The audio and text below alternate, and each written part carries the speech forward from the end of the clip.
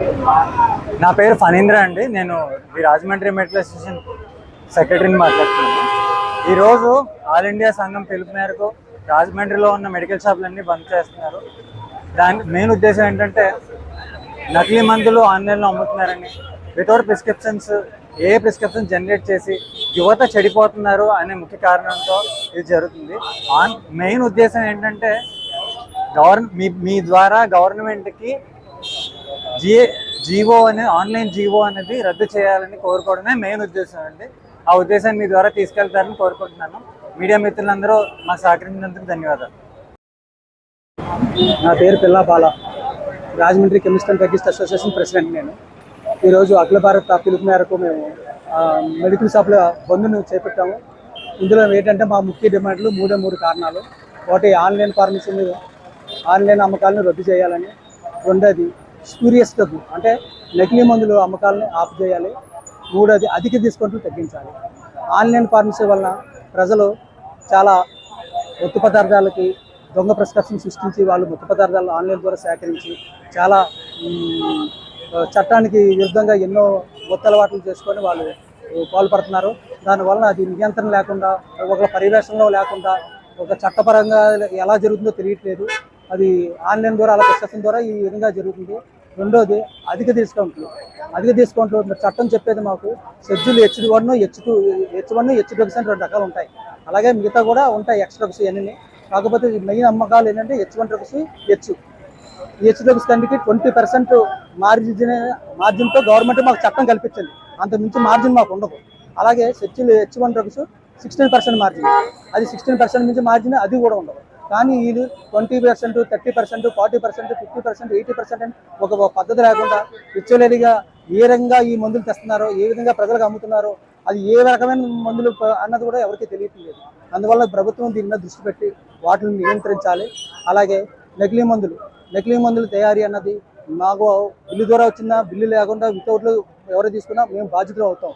అలాంటిది నకిలీ మందులు అనేది ఏ విధంగా వస్తుంది, అది చట్టం వాళ్ళ ఇన్స్పెక్టర్ల పర్యవేక్షణలో అది స్పూరియస్ డ్రగ్స్ అన్నది అది నిర్ధారించి, చట్టంలో అది మందుల తయారీ దగ్గర నిర్ధారించి అది మార్కెట్లో విడుదల కాకుండా తయారు చేస్తే మాకు చాలా ఈ ప్రజలకి మాకు మీ ద్వారా తెలియజేయడం ఏంటంటే ఇది ఉపయోగపడుతుందని తెలియజేస్తున్నాం. దయచేసి ఈరోజు ఈ జరిగే సమ్మె దీని నిమిత్తమే మేము ఈరోజు మొత్తం సుమారుగా దేశంలో 12 లక్షల కెమిస్టులు ఈరోజు బంద్లో పాల్గొన్నారు. వీరందరూ కూడా ఈ కార్యక్రమాన్ని మీ ద్వారా తెలియజేస్తున్నాం. అందువల్ల ప్రభుత్వం దీన్ని దృష్టిలో పెట్టుకొని ఈ డిమాండ్లు మీరు ఆమోదించవలసిందిగా కోరుచున్నాం. ముఖ్యంగా ఈరోజు మా ఆల్ ఇండియా సంఘం పిలుపు మేరకు దేశంలో ఉన్నటువంటి 12,50,000 మంది కెమిస్టులు ఈ బంద్లో పాల్గొనడం జరిగింది. దాంట్లో భాగంగా మా స్టేట్ వారు ఇచ్చిన ఇన్స్ట్రక్షన్ ప్రకారం మా జిల్లాలో ఉన్నటువంటి 2,250 షాపులు కూడా పూర్తిగా నేను రాత్రి అర్ధరాత్రి నుంచి ఈ రోజు అర్ధరాత్రి 12 గంటల వరకు కూడా ఈ బంద్లో మేము పార్టిసిపేట్ జరుగుతుంది. దీని ముఖ్య ఉద్దేశం ఏంటంటే, బంద్ యొక్క ప్రధాన ఉద్దేశం ఏంటంటే ఆన్లైన్లో మందులు అనేది పూర్తిగా చాలా ఎక్కువగా ఉధృతంగా రావడం జరుగుతుంది. దానివల్ల ప్రజలు చాలామంది, ముఖ్యంగా యువత, ఈ మత్తు మందులకి, ఈ అన్వాంటెడ్ డ్రగ్స్ అంటే అబార్షన్ కిట్లు, ఇటువంటి అదే కొడిన్ ఫాస్ఫేట్, కాఫ్ సిరప్లు, ఇవన్నీ కూడా వాళ్ళు వాడడం వలన వాళ్ళ ఆరోగ్యాన్ని చాలా కూడా చేడి చేసే విధంగా తయారవుతుంది. ఇవన్నీ దృష్టిలో పెట్టుకుని మా ఆల్ ఇండియా సంఘం వారు గవర్నమెంట్కి నెంబర్ ఆఫ్ సైన్స్ మెమరాండమ్స్ ఇవ్వడం జరిగింది. కానీ ప్రభుత్వాల నుంచి సరైన స్పందన లేకపోవడం వల్ల తప్పనిసరి పరిస్థితుల్లో ఈ రోజు ఈ బంద్ అనేది చేపట్టడం జరిగింది. ఈ బంద్ ముఖ్య ఉద్దేశం ఏంటంటే ప్రధానంగా 3 డిమాండ్లు. ఫస్ట్ డిమాండ్, ఏదైతే ఆన్లైన్ ఫార్మసీ అమ్మకాలు ఉన్నాయో అది పూర్తిగా నిలిపివేయాలని, ఆ చట్టాన్ని పూర్తిగా రద్దు చేయమని చెప్పడం ఒకటి. 2, కార్పొరేట్ సంస్థలు ఏవైతే ఉన్నాయో ఈ కార్పొరేట్ సంస్థలు మారుమూల గ్రామంలో కూడా వారు షాపులు పెట్టడం జరుగుతుంది. దానివలన వారు వ్యాపారం చేసుకోవాలి, మనం వ్యాపారం చేసుకోవాలి, అందరూ బాగుండాలి. కానీ వాళ్ళు ప్రజలకి అత్యధికంగా డిస్కౌంట్ ఇవ్వడం వలన చిన్న స్థాయిలో ఉన్నటువంటి కెమిస్టులు చాలా ఇబ్బంది పడి వాళ్ళ మనుగడ కష్టంగా ఉండి చివరికి షాపులు తీసేసే పరిస్థితిలో వాళ్ళు ఉండడం జరుగుతుంది. ఇవన్నీ దృష్టిలో పెట్టుకుని ఆ చట్టాన్ని కూడా రద్దు చేయమని చెప్పడం జరిగింది. అదేవిధంగా కోవిడ్ టైంలో GSR 320 అనేది ఒక చట్టం తీసుకొచ్చారు, ఈ ఫార్మసీ విధానాన్ని, అది కూడా రద్దు చేయమని చెప్పి ప్రధానంగా ఈ 3 డిమాండ్లతో కూడుకున్నటువంటి ఈ డిమాండ్లన్నీ కూడా రద్దు చేసే విధంగా చేపట్టాలని చెప్పి ఈవేళ మేము బంద్ పాటించడం జరిగింది. ఈ బంద్ నిమిత్తం ప్రజలకు ఎక్కడ అసౌకర్యం కలగకుండా ఈ 2,250 షాపులు మన జిల్లాలో ఉన్నటువంటి 19 మండలాల్లో మండలానికి ఒక షాపు చొప్పున ఏర్పాటు చేసాం తీసుకునే విధంగా. అదేవిధంగా రాజమండ్రి సిటీ పెద్దది కాబట్టి సుమారుగా 4 షాపులు 4 సెంటర్లుగా డివైడ్ చేసి 4 షాపులకు పర్మిషన్ ఇవ్వడం జరిగింది. వారు కూడా సర్వీస్ ఇస్తున్నారు. దాంట్లో భాగంగా మీ ద్వారా ఎవరికైనా పేషెంట్కి ఇబ్బంది కలిగితే మీరు మాకు తెలియజేస్తే మేము దగ్గరుండి వారికి సర్వీస్ చేసే విధంగా మేము ఒక ప్రత్యేకించి ఒక టీంని రెడీ చేసాం. అంటే మొట్టమొదటిసారిగా ఇవాళ ఇబ్బందిని మేము పాటించడం జరుగుతుంది. భవిష్యత్తులో మా ఆల్ ఇండియా సంఘం, మా స్టేట్ సంఘం ఏది చెప్తే దాన్ని తూచా తప్పకుండా ఈ ఫార్మసీ రంగంలో అసోసియేషన్ అనేది దేశ చరిత్రలో 12,50,000 మంది కెమిస్టులు ఉండే అత్యధిక అసోసియేషన్ అని చెప్పి మేము గర్వంగా చెప్పుకుంటాం. అదేవిధంగా ఇదంతా చైన్ సిస్టమ్. ఆల్ ఇండియా సంఘం ఏది చెప్తే స్టేట్ సంఘం చేస్తుంది, స్టేట్ సంఘం చెప్పి జిల్లా సంఘాలు చేస్తాయి. ఇవన్నీ కూడా మేము వాళ్ళు చెప్పిన ఇన్స్ట్రక్షన్ ఫాలో అవుతాం. భవిష్యత్తులో దీన్ని మరింత గవర్నమెంట్ వారు చాలా చక్కగా వారు అర్థం చేసుకుని ఇది ప్రజలకి కెమిస్టులకి మనుగడ కష్టంగా ఉంది కాబట్టి దాన్ని రద్దు చేస్తే మహానందం. ఒక ఏ కారణం చేత రద్దు చేయని పక్షంలో ఈ ఏదైతే ఇప్పుడు యాజిటేషన్ చేస్తున్నామో ఇది మరింత తీవ్రతరం చేస్తామని చెప్పి ఈ సందర్భంగా మీకు తెలియజేసుకుంటాం. నమస్తే అండి, నా పేరు బలభద్ర వెంకటరాజు, రాజా అని పిలుస్తారండి. నేను గతంలో కంబైన్ స్టేట్స్ తెలంగాణ ఆంధ్ర ఉన్నప్పుడు స్టేట్ ప్రెసిడెంట్గా, సౌత్ ఇండియా ప్రెసిడెంట్గా, ఆల్ ఇండియా జాయింట్ సెక్రటరీగా కూడా పనిచేశాను. ప్రధానంగా మా ఈ 3 డిమాండ్లు. మేము ఏది కూడా చట్ట వ్యతిరేకంగా అడగట్లేదు, చట్ట ప్రకారం లీగల్గా అడుగుతున్నాం. ప్రస్తుతం ఆన్లైన్ చట్టాన్ని తీసుకొచ్చారు. ఈ ఆన్లైన్ చట్టాన్ని విత్డ్రా చేయమని మేము డిమాండ్ చేస్తూ ఉన్నాం. కారణాలు ఏమిటి అంటే, నెంబర్ 1, ఈ రెగ్యులర్ మెడికల్ షాపులకి ఆన్లైన్ మెడికల్ షాప్కి తేడా ఏంటంటే ఫార్మసిస్ట్ పర్యవేక్షణ ఉండదు, వాళ్ళకి లైసెన్స్ ఉందో లేదో తెలియదు.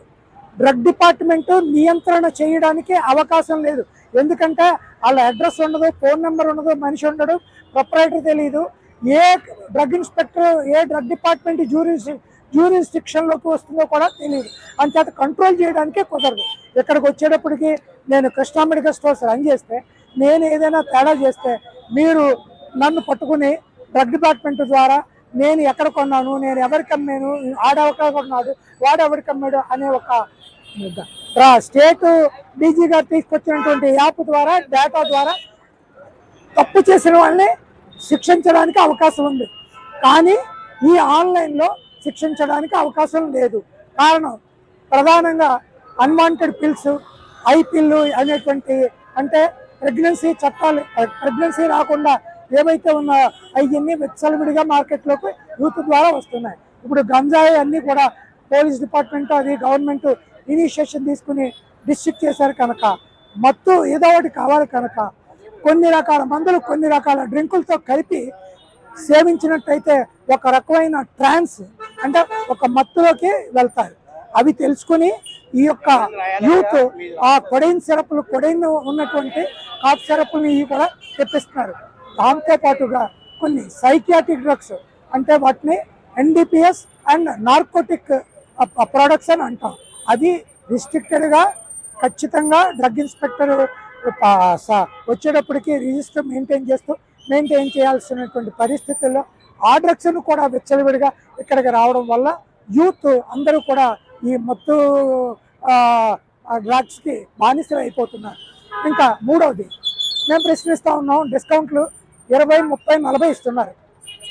మేము ఫస్ట్ మా గురించి కాదు, ఫస్ట్ గవర్నమెంట్ వారిని ప్రశ్నిస్తున్నాం. మీరు ఈ యాక్ట్లో మాకు డిస్కౌంట్ ఎంత ఇస్తున్నారు? 20%, మ్యానుఫ్యాక్చరింగ్ 20%.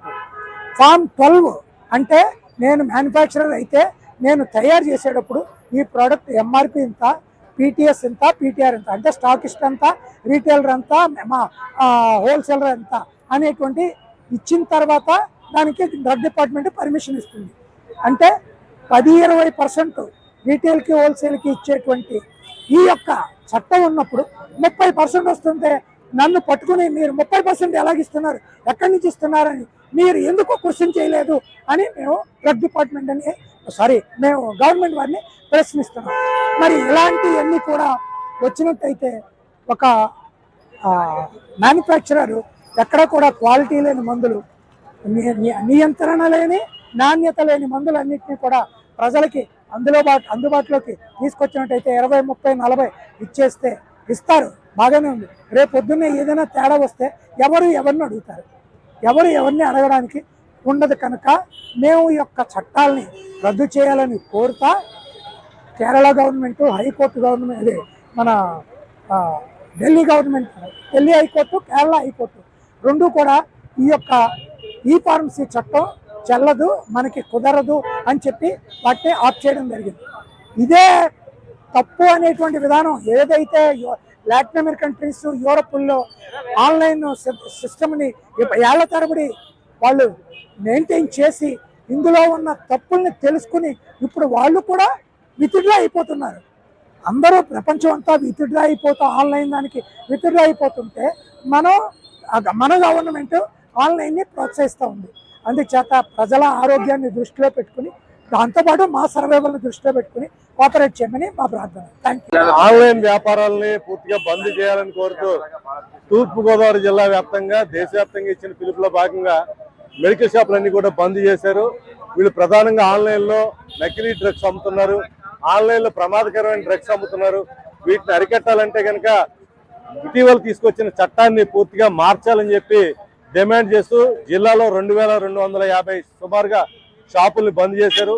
మండలానికి ఒక షాప్ చొప్పున అత్యవసర మందులు కావాల్సిన వాళ్ళకి వీళ్ళు ఏర్పాటు చేయడం, రాజమండ్రి సిటీలో 4 షాపుల్ని ఇక్కడ ఏర్పాటు చేశారు. పెద్ద ఎత్తున ఆందోళన చేశారు. ఇది కానీ ప్రభుత్వం దిగి రాకపోతే కనుక భవిష్యత్తులో పూర్తి స్థాయిలో తమ సత్తా చూపిస్తామని, తమ పోరాటం విభిన్నంగా ఉండబోతుందని చెప్తున్నారు.